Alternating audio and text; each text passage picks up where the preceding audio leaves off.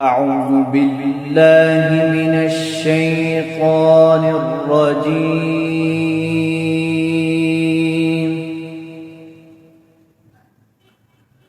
بسم الله الرحمن الرحيم.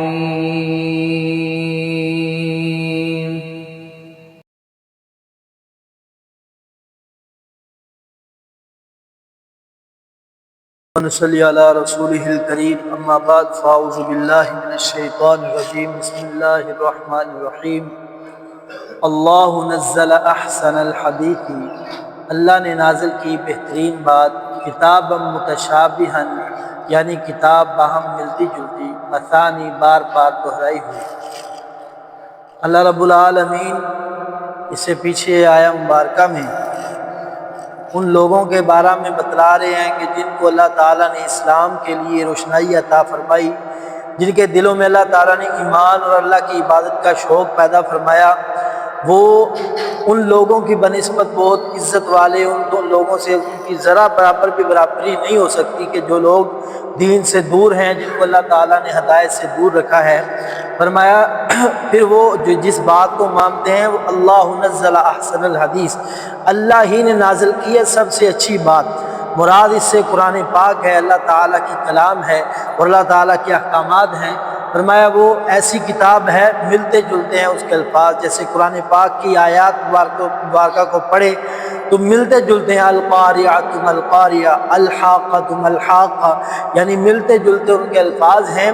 لیکن فرمایا تقشعر منہ جلود، کانپ اٹھتی ہیں اس سے جلدیں. الذین یخشون ربہم، ان لوگوں کی جو ڈرتے ہیں اپنے رب سے. ثم تلین جلودہم، پھر نرم ہو جاتی ہیں ان کی جلدیں. وقلوبہم، اور ان کے دل. الی ذکر اللہ، اللہ کی یاد کی طرف.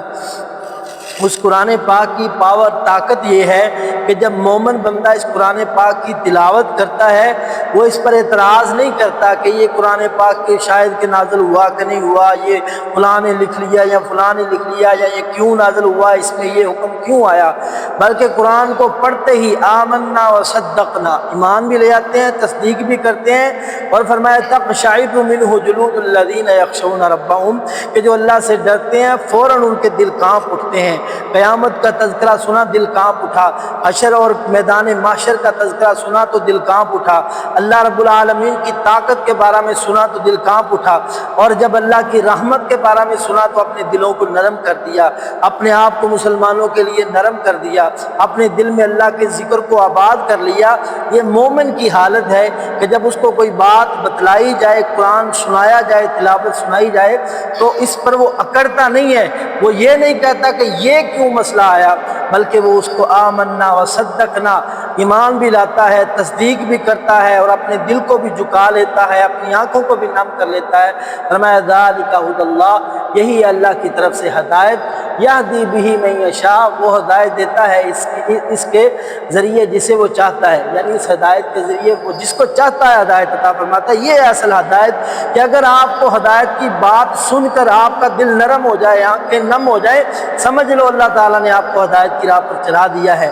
بلکہ بعض میرے ساتھ بیان کیا کرتے ہیں اللہ کی رحمت، ہم سمجھتے ہیں اللہ کی رحمت شاید میرے اوپر اللہ کی رحمت ہے، مجھے اللہ نے مال دے دیا ہے، میرے اوپر اللہ کی رحمت ہے کہ اللہ تعالیٰ نے مجھے رزق اچھا دے دیا ہے، میرے اوپر اللہ کی رحمت ہے اللہ نے مجھے اولاد اچھی دے دی. ہم یہ سمجھتے ہیں کہ ہمارے اوپر رحمت ہے. فرماتے ہیں اصل رحمت وہ ہے کہ بندہ دنیا میں مگن ہوا، اچانک جب اللہ کی طرف لوٹتا ہے، نماز کے اندر کھڑا ہو جاتا ہے اور اپنے رب کی یاد میں رونا شروع کر دیتا ہے. یہ اللہ کی رحمت. جب اللہ کی یاد آئے تو اس کا دل تڑپ اٹھے اور اس کے دل میں اللہ کی محبت بے باک ہو جائے، یہ ہے اللہ کی رحمت. اس کی زبان پر اللہ کا ذکر آ جائے، یہ ہے اللہ کی رحمت. ہمارے نزدیک دنیا کو رحمت سمجھا جاتا ہے، اصل رحمت اس کے لیے جو اللہ کے دین کی طرف آ گیا، جس کو اللہ تعالیٰ نے اپنے دین کی طرف بلا لیا. یہدی بہ من یشاء، یہ ہدایت اللہ جسے چاہتا ہے عطا فرماتا ہے. اور فرمایا کہ ومن یضلل اللہ، اور جسے گمراہ کر دے اللہ تعالیٰ، فما لہ من ہاد، تو نہیں ہے اس کو کوئی ہدایت دینے والا. یعنی جس کو اللہ گمراہ کر دے اس کے لیے ایک قرآن کیا 20 مرتبہ قرآن اس کے سامنے پڑھ کر سنا دو، آیات پڑھ کر سنا دو، ان کو کوئی اثر ہونے والا نہیں ہے.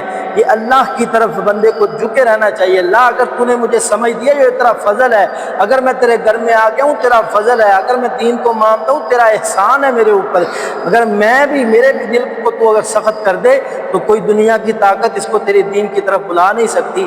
اللہ تعالیٰ میں سمجھنے کی، عمل کرنے کی توفیق عطا فرمائے۔